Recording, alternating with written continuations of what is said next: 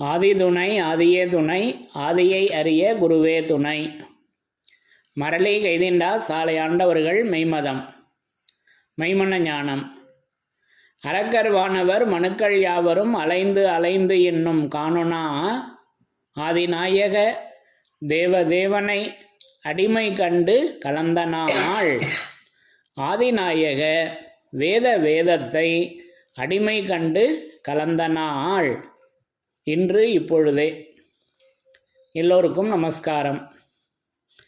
விரிபுவன வேதமாமரைகளின் அதிகாரண செழுங்கலை கருவூலத்து ஆண்டவர்கள் திருவாயூரை விரிப்பு.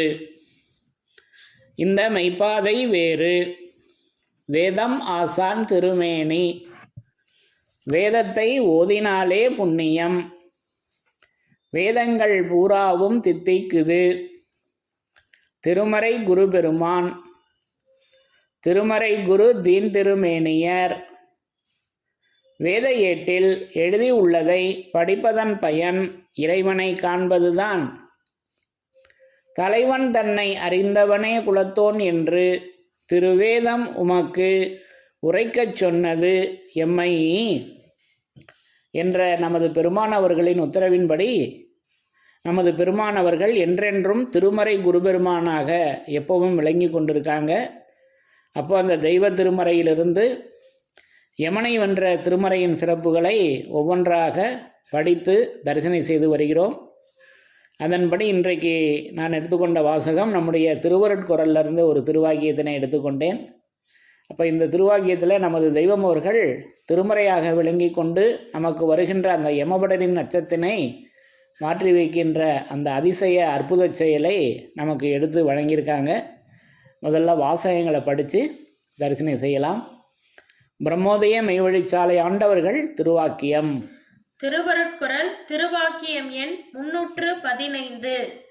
பழைய அச்சுநூல் பக்கம் எண் 268. சாதிகளின் கர்த்தாவே யமன்பதி கடந்து வீர குன்றேறி நித்திய அழியா வாழ்வில் வாழ வைப்பது அறிவு. தனக்கு மகா மட்டமான யமனை தன்னை அதிகாரம் பண்ணும் எஜமானனாக ஆக்கிக் கொள்வது மனம். ஆகையினால்தான் எல்லோரும் மனவெறியால் யமன் கை சிக்கி மாள்கிறார்கள். மனம் என்பது அழிவையே தருவது. ஆகையால் மனத்தை கொண்டு தேடினது அனைத்தும் அழிக்கப்பட்டு போவன. மனம் என்பது அழிவையே தருவது. ஆகையால் மனத்தை கொண்டு தேடினது அனைத்தும் அழிக்கப்பட்டு போவன. அவற்றில் ஒட்டியிருக்கும் மனிதனும் கடைசியில் அழிந்து போகிறான். அழிந்து போகிறான் என்று நமது குலதெய்வம் பிரம்மோதய மெய்வழிச்சாலை ஆண்டவர்கள் திருவாய் மலர்ந்து அருளி உள்ளார்கள். சாதிகளின் கர்த்தாவே. இப்போ இந்த திருவாக்கியத்தில் அறிவு மனம். அறிவு என்பது நமது தெய்வமர்களிடம் இருக்கின்றது. மனம் என்பது நம்மிடம் இருப்பது, என்னிடம் இருப்பது. இப்போ இந்த மனத்துக்கும் மனத்தினுடைய செயல்பாடு அறிவினுடைய செயல்பாடு என்ன என்பதை நமக்கு அற்புதமாக விளக்கி வர்றாங்க. இங்கே தெய்வம் அவங்க அறிவை பற்றி முதல்ல பேசி வந்து பின்னாடி மனதை பற்றி பேசி வர்றாங்க. முதல்ல நம்மளுடைய நிலைமையை முதல்ல பார்த்துடலாம். மனம் எப்பேற்பட்டது அதை முதல்ல பார்த்துட்டு அடுத்தது அறிவுக்கு வரலாம். படிங்க. தனக்கு மகா மட்டமான யமனை பாருங்க. தனக்கு நம்மளோட மட்டமான அந்த யமன். அப்போ ரெண்டு அர்த்தம் இருக்கு. மட்டமான என்றால் பொருள் எடுத்துக்குவது கீழ்மையான ஓமானம் ஒன்று இருக்குது.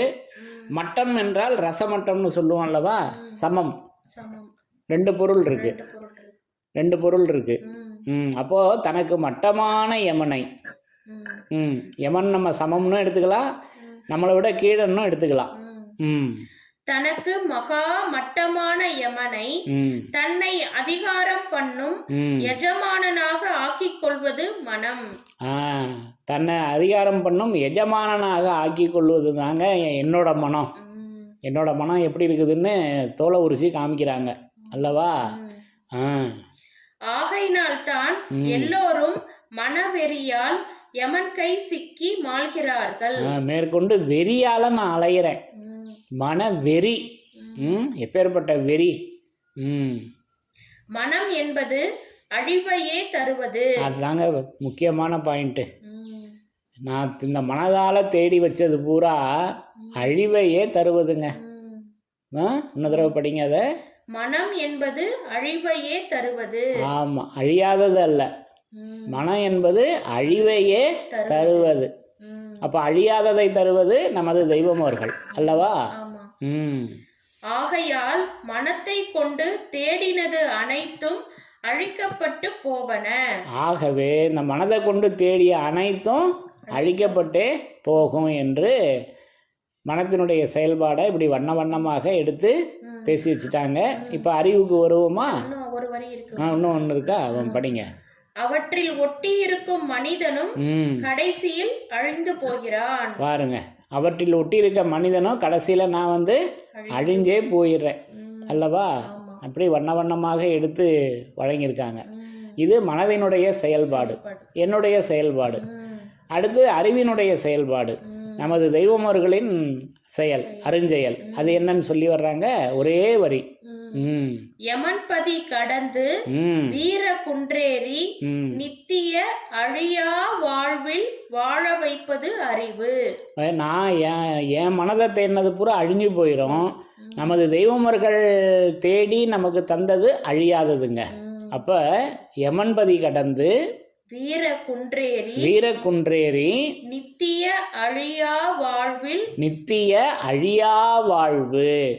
இது இப்போ இதெல்லாம் என்றும் அழியாத வேத வாசகத்தில் படித்து தரிசனம் செய்திருக்கிறோம் அல்லவா? நித்திய அழியா வாழ்வில் வாழ வைப்பது அறிவு. அந்த அழியா வாழ்வில் வாழ வைப்பது அறிவுங்க. சரியா? அப்போ அது யமன்பதி கடக்க செய்வது எதுன்னா அந்த அறிவாக விளங்கி கொண்டிருக்கு, அழியாத அறிவாக விளங்கி கொண்டிருக்கு. அப்போ யமன்பதி கடந்து நம்மை மீட்பது அறிவாக இருக்குது. அது நமது தெய்வமோர்களிடம் இருக்கிறது. அதை வேறன்றப்ப நம்ம எடுத்து வச்சுக்கலாம் அல்லவா? நம்ம என்கிட்ட இல்லை, நம்மக்கிட்ட இல்லைன்னு நான் எல்லாரையும் சேர்த்துக்க முடியாது. என்கிட்ட அறிவு இல்லைங்க. ஏன்னா 6 அறிவு உடலெடுத்து ஐயறிவு நுகர்ச்சி தான் என்கிட்ட இருக்கு. சரியா? அப்போ அந்த 6வது அறிவுக்கு பேர் தானே அறிவு. அப்போ அந்த ஆகம துலக்க அறிவே 6வது அறிவு. அந்த ஆகமம் அது திருவேதம், திருமறை.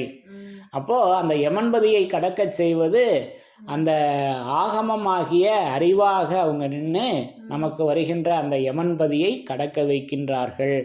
அது அந்த அழியாத வாழ்வில் ஏற்றி வைக்கின்ற அழியாத நித்திய அழியா வாழ்வில் வாழ வைப்பது அறிவு. நித்திய அழியா வாழ்வில் வாழ வைப்பது அந்த அறிவாக விளங்கி கொண்டு, அந்த ஆகமமாக விளங்கி கொண்டு நமக்கு வருகின்ற அந்த யமன்பதியை கடந்து சிவபதியில் ஆக்கி வைக்கின்றார்கள் என்பதை இந்த திருவாக்கியத்தின் மூலம் நான் உணர்ந்து கொண்டேன் என்று கூறி யமனை வென்ற திருமறையின் சிறப்புகள் தொடரும்.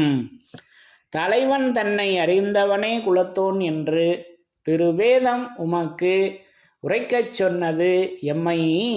யமனை வென்ற திருமறையின் சிறப்புகள் தொடரும். எல்லோருக்கும் நமஸ்காரம்.